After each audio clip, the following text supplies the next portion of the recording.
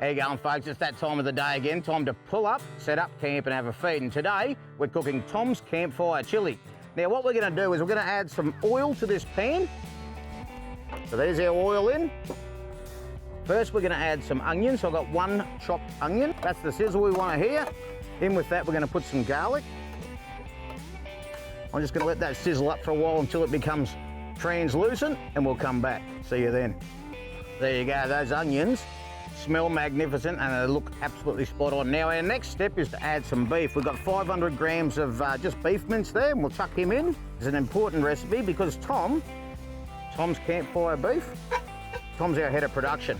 And he was meant to be on this trip and he's been saying to me for months, I'm going to teach you how to cook my campfire beef. He's not here now because his father-in-law passed away a couple of days ago while we were out here on the road and he's had to fly home. This is in memory of George. Now, George's daughter, who's Tom's wife, also works for our production company, so to the whole family, all the best from us out on the road here. Now we just got to brown that beef up. There we go, righto, that mince is brown, any more brown than that, and it's going to start turning black. And speaking of black, the next thing we're going to put in is our black beans. So we're adding a can of black beans, I've drained them. Then we're going to go for a can of red kidney beans. In they go. This is one of those recipes I would imagine that if you're sharing a small tent with someone, you may want to get a tent of your own. In goes a can of tomatoes, and then another can of tomatoes, because one was never going to be enough, was it? And we're going to let that simmer for about an hour, and then we come back and we add our next ingredients. There you go, folks, the fastest hour you've ever had. 1 hour and a half hour TV show, you'll be able to tell your workmates about that. And this is coming along just nicely. Next step. We don't add the chili, it's just going to be beef, isn't it? Not chili beef. So we add one whole chili.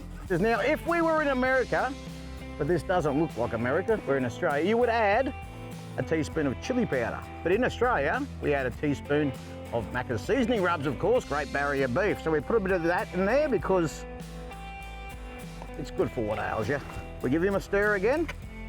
We're going to leave that for only about 10 minutes because the longer you leave the chili in there for, the hotter it's going to get. Righto, folks, that's 10 minutes. Once again, the time machine is working perfectly. Now, because it's knock-off time now, we're going to do something a little bit different today. I'm going to call the crew in. Boys, if you want to come in and join me for a sec, because we're all going to have a little try here. Grab a spoon, and I've also prepared a drink for you because today, you know what, Tom? You couldn't be here, but your chili could be. And just this one. Here's to you, George. Good on you, mate. Let Tom know what you reckon.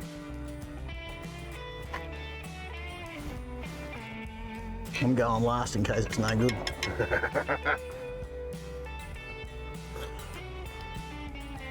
What do you reckon?